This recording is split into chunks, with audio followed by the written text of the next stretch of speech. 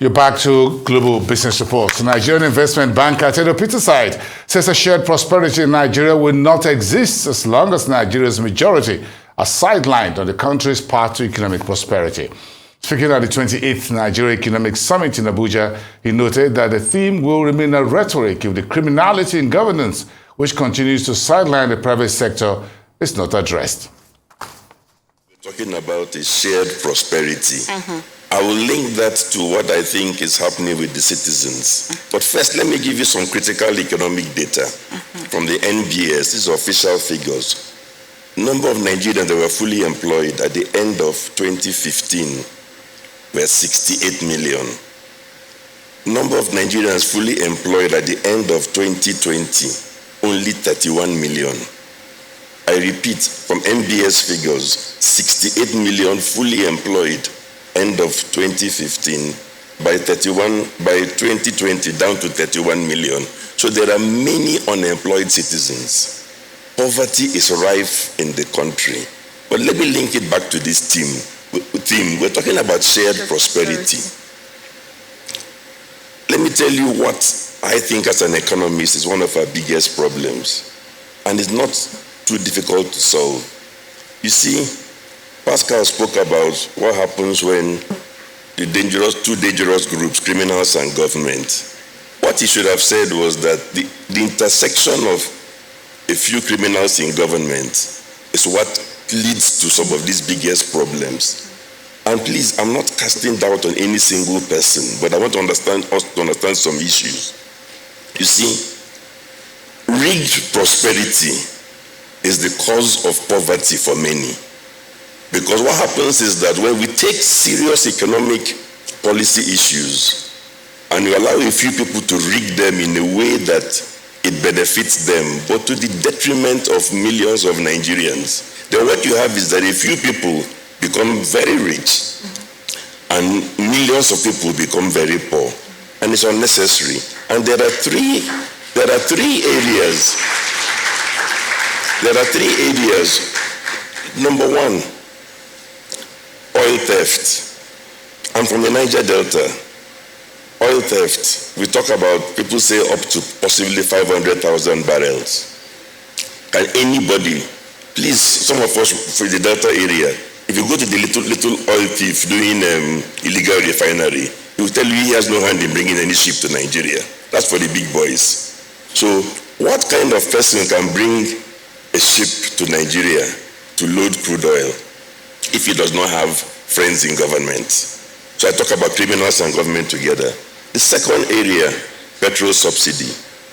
Nigeria is one of the only countries in the world where the higher the price of crude oil, the more petrol we import. Very simple reason. The evidence is circumstantial. With the price of crude oil going very high, the potential for arbitrage, the profit widens. When it widens, the criminal gangs that are involved in the subsidy business find more creative ways to falsify documents, make Nigeria pay for shipments that never got here, or bring in shipments, some of which finish up going back outside the country. So again, a combination of criminals and government. And then the third one is the foreign exchange. You see, the foreign exchange system that we have, if you're lucky, again, a handful of people, I think there are less than 1 million Nigerians today who have access to foreign exchange at the official rate. And so if a handful of people with the right parentage and the right connections get a chance to make a fortune. So again, rigged prosperity of a few impoverishes millions of others. And it's worse than that because the foreign exchange policy is not something that is understood, it's not scientific, it's multiple exchange rates. Sometimes, because the playing field is not level, let's imagine there are three of us in the same business. Well, I have the right parentage. If I get foreign exchange at 450, and I get impatient and sell my goods at 550, 650, the other two people with poorer parents have to buy at the parallel market. My activities can bankrupt them. There are Nigerians losing or or going out of business, not because they're inefficient, but because an inefficient but well-connected businessman enters their space and they cannot compete with him. So his actions make them bankrupt. There's nothing about any of them that's complicated. And for those who wonder that, but we've had this kind of foreign exchange system before, let's be careful. Even if you had a two-tier exchange rate system, where the first tier was for only one or two defined activities, there's still a level playing field in the second tier. What we have today is a multiple exchange rate system, which is not scientific, and your ability to access dollars is a function of who you are, what parentage you have, and what connections. So let me just stop there, but the point I'm making is that we're not going to have shared prosperity unless we tackle these three things. Joining me to discuss this further is the Chief Executive of Stanbic IBTC Holdings, Demola Sogunle. Good afternoon to you, sir. Thank you very much for making the time on the show this afternoon. Yeah, good afternoon. It's a pleasure. Thank you so much. It's been an interesting plenary and opening part of the Economic Summit Group. What are the key takeaways for you from this very grand opening that we've seen, even the attendance of Mr. Vice President as well? Oh, very interesting. And I don't think this year's summit could have come at a better time. You remember that it was even, postponed from October to November. Now, when you are talking about a fantastic platform for us to build consensus in terms of how to transform Nigerian economy, this summit is doing exactly that, providing an avenue for us to debate, to deliberately, be candid in terms of, frameworks that we need to put in place, right, and setting the agenda for 2023 and beyond. This summit is doing that. So just the first, set of, I would say the first few hours, I've enjoyed it. The engagement, the discussion had been very insightful, and I'm looking forward to the rest of the summit. Thank you. What about the financial services industry where you work, in terms of the role that the financial services industry can play in terms of that shared prosperity for Nigerians? What are your thoughts? Yes, I mean, to be quite frank, we have a lot of headroom for growth. We are coming from a particular base. But I think the financial system or the financial industry, will play a lot of role. One of them, when you look at, trying to put in place, consumer credit, trying to put in place, measures that will, more or less elicit a lot of financial inclusion, the financial industry will have to play a lot of role. One of the things that we've picked up, maybe in the last 2 months had to do with the pronouncement from one of the regulators pertaining to, the pension industry, whereby any retirement savings account holder is able to use 25% of his RSA balance for the purpose of, as equity contribution for the purpose of procuring a mortgage. Do I see that as a major framework that will elicit, massive development in the mortgage industry? The answer is yes. And you can look at all the, you can call them knock-on effects in terms of construction, in terms of backward integration, in terms of employment generation. So, the financial industry has a lot of role to play.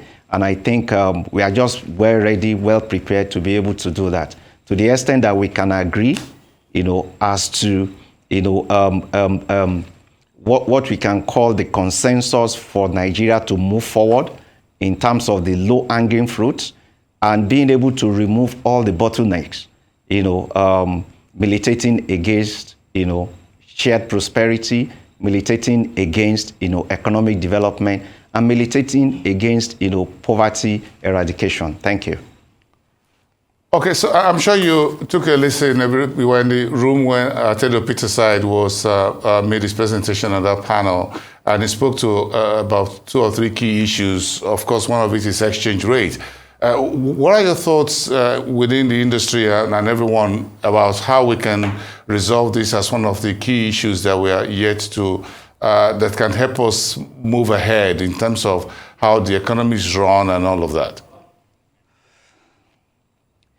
Thank you. One of the things I will try to do is to add 1 or 2 things, to what Mr. Peterside, given his own experience, what he spoke about. And, it has to do with the fact that this year, look, this is 2022. We've been doing demand management for FX, and I think even the Vice President alluded to that. We've been doing demand management of FX for many years. But what has happened this year, for the first time, we started to focus, on trying to elicit how to improve supply. And I remember that towards the end of last year, there was a strategy retreat of the Bankers Committee. And we divided ourselves into different, groups. And we were able to, and the CBN, plugged in completely and directly into that. So you have seen the introduction of what is called RT200. Is meant to elicit, value addition, so that we will not just be, an exporter of primary, produce. We can add value and we can export. If we add value to cocoa beans, the market is there for us.